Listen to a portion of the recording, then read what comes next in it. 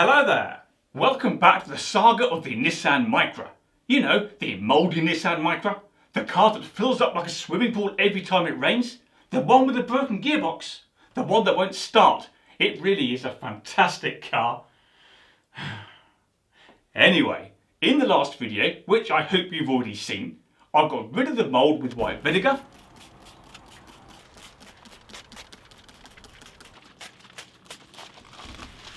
pulled back the soaking wet carpet to let it dry,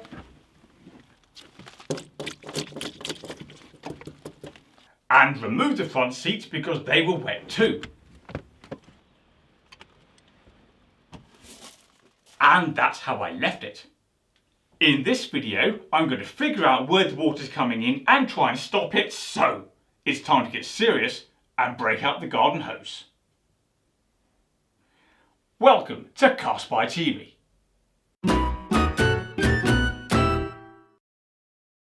Right, here's the plan. In my experience, the best way to find a leak is to spray the car with water, one section at a time, and see what happens.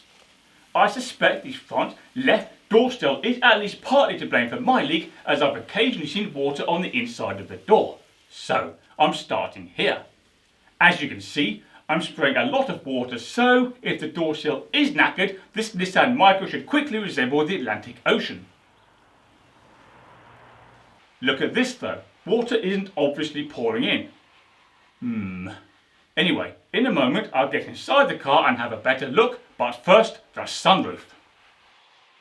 Now, the Nissan Micra's previous owner told me the sunroof leaks a bit, but I've never seen water come in here myself. Nonetheless, I'm soaking it just in case. Oh, and next time I see the previous owner, I'm going to attack her with the hose too. She has to be punished for dumping this car on me. What a monster. Okay, well I don't think the door sill is the cause of the leak, or if it is, I think it's only making a very minor contribution. Let me show you what I found. Now bear in mind I've put a lot of water over this car. There are just a couple of drops up there, at the top, but they could have rolled in off the roof when I opened the door to get in. The door card itself, that is more or less dry, apart from a few drops of water down there on the bottle holder. But bear in mind, as I showed you in the last video, this car fills up like a swimming pool. It fills up there in the front floor well, and indeed further back. Now, let's have a look at the sunroof. Again, I don't think this is the culprit. There's a few drops there on the front left corner, but that's not enough to fill up this car. So, the investigation continues. Okay, let's move on to the rubber seal between the bottom of the windscreen and the scuttle panel. It doesn't look too good, does it? Look at this. It's not sitting particularly flush, and I can easily lift it off the windscreen. That's quite different to my other car that doesn't leak, so this seal could be the culprit. So, let's spray it with water and see what happens.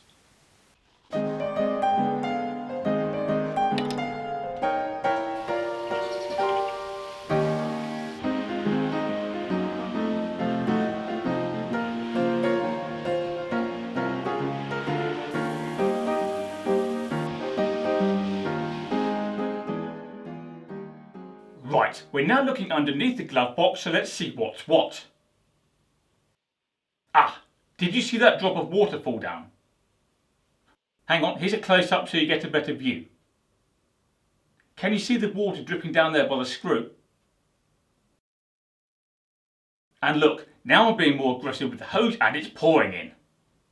Clearly, finding the cause of the leak is a good reason to celebrate. So, let's cheer. Let's dance. And let's drink heavily. Oh, okay, maybe not that heavily. Actually, there might be some bad news too. I'm now lifting up the scuttle panel and peering underneath, and I think, although I can't see properly, that there's a big rusty hole where there's supposed to be metal. There might also be some more widespread corrosion further along. I can't be sure though. So, I think the best thing to do is to remove the scuttle panel and have a proper look underneath. At least then I can see the full extent of the horrors. To remove the scuttle panel, I have to first get rid of the windscreen wiper arms. So, with the bonnet closed, I'm starting by removing the blades. Next, I'm opening the bonnet and working on the right side of the car.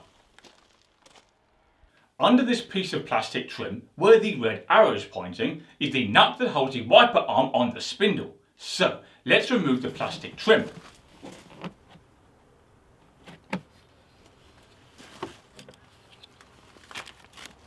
I'm now adding an extension bar to my wrench and, with a little bit of luck, connecting the correct size socket. Fingers crossed.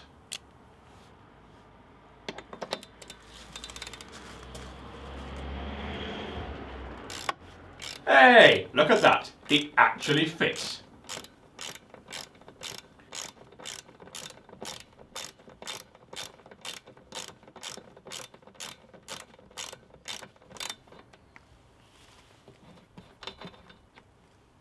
Okay, now the nut's gone, hopefully I can just pull the wiper arm off the spindle.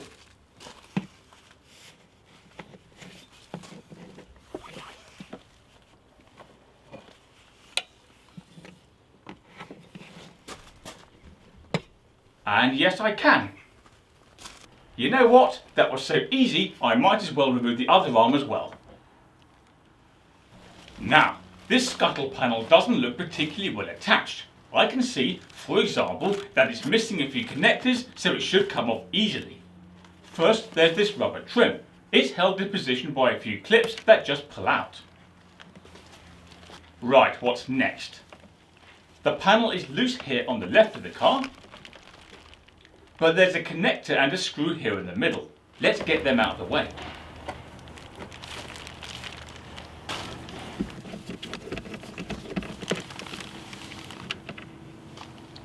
Finally, there's a pin here on the driver's side.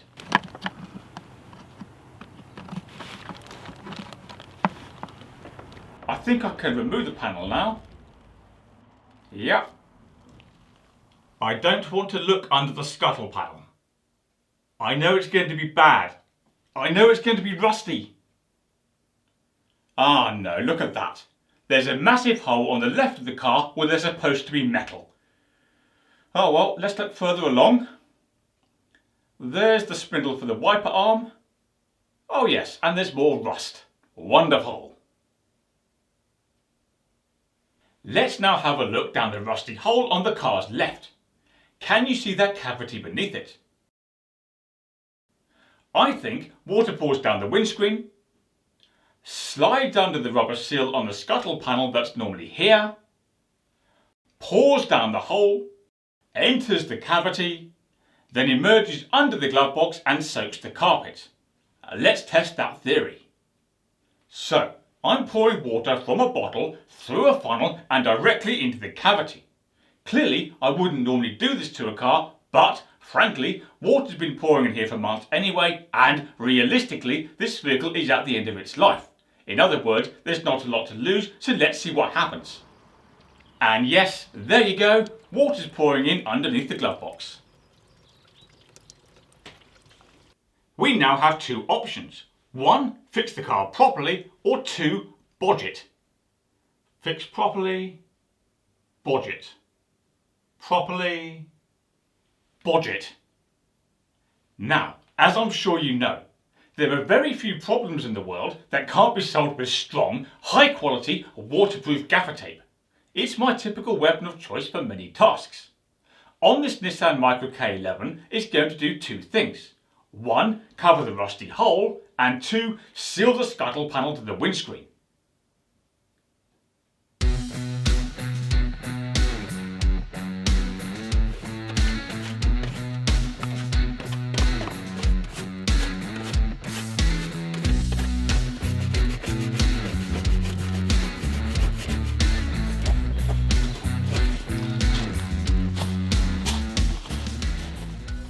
Let's start with the rusty hole. As you can see, gaffer tape is replacing the metal that's rusted to nothing. Now, hopefully, if water does get past the scuttle panel, less of it will be channeled directly into the cavity beneath and then into the floor well. Okay, that's done. Let's replace the scuttle panel.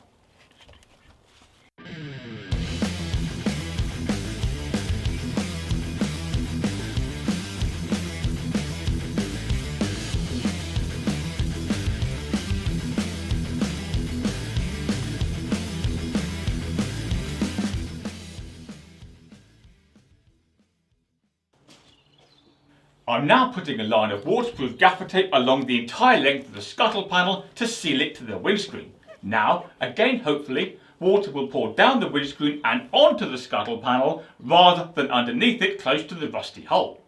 Fingers crossed. And here's the finished result. The gaffer tape is running all the way along the scuttle panel. Honestly, it's like looking at a brand new car.